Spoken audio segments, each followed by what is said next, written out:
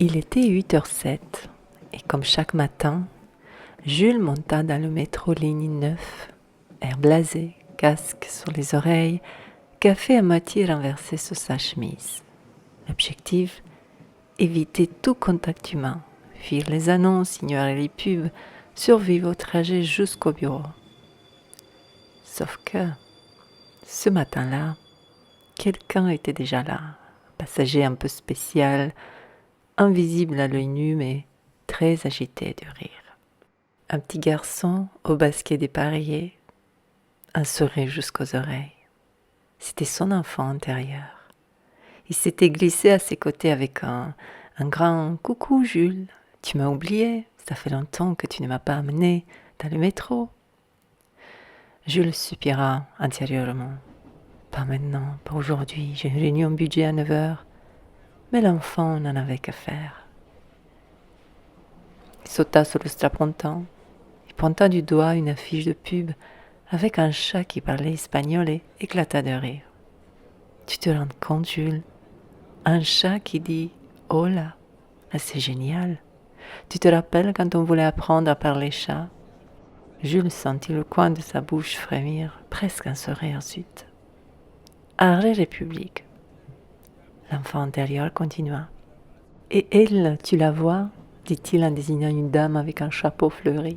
On dirait une fée qui prend le métro incognito. Elle va sûrement au service des potions réglementaires, répondit Jules sans réfléchir. Ah, tu vois que t'es encore drôle. Et à partir de là, tout bascula. Jules commença à voir différemment les choses. Le contrôleur devient un gardien de portail dimensionnel. Les poignées suspendues se transformèrent en liens de jungle urbaine et les annonces de stations ressemblaient à des énigmes d'un jeu vidéo cosmique. « Tu sens, on vient de débloquer un niveau !» cria l'enfant rien. À la sortie du métro, Jules marchait plus léger, plus droit, comme si la journée n'était plus un défi mais une aventure. Il salua un inconnu, il laissa passer une amie, pensa même à sourire à son collègue. Oui, c'est lui-là même qui met toujours trop de post-it. Son enfant intérieur, accroché à son sac à dos invisible, chuchota « Merci de m'avoir amené, tu verras ensemble, même les lundis peuvent être magiques. » En rentrant le soir, Jules se trouve bloqué à cause d'une panne technique. La RATP s'excuse de la gêne occasionnée. Il se trouve coincé entre une valise, un parapluie mouillé, quelqu'un qui écoute son TikTok sans écouteurs. C'est plus qu'une gêne, c'est presque une épreuve spirituelle. Il regarde autour, les visages fermés, les regards perdus. Et là, tout d'un coup, son enfant intérieur se réveille.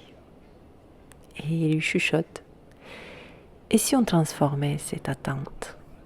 Je peux te proposer un petit défi mental, genre trouver le passager avec le plus joli rire, même s'il ne rit pas encore, ou offrir un sourire télépathique à quelqu'un qui en a besoin là maintenant. Je peux aussi te raconter une histoire. Jules commence à se détendre. Il observe les passagers, la dame qui soupire toutes les 7 secondes, le monsieur qui lit un livre sans tourner la page, l'ado qui roule des yeux plus fort que les rames, et toi qui viens de lire pour la 4e fois sortie mais sans te souvenir où tu vas. Et l'enfant intérieur te pose une question, et si on inventait leur vie? Lui, peut-être là-bas, il est espion, elle, c'est une magicienne. Jules commence à sourire légèrement. Il entend encore la voix froide de la RATP. Veuillez nous excuser de la gêne occasionnée.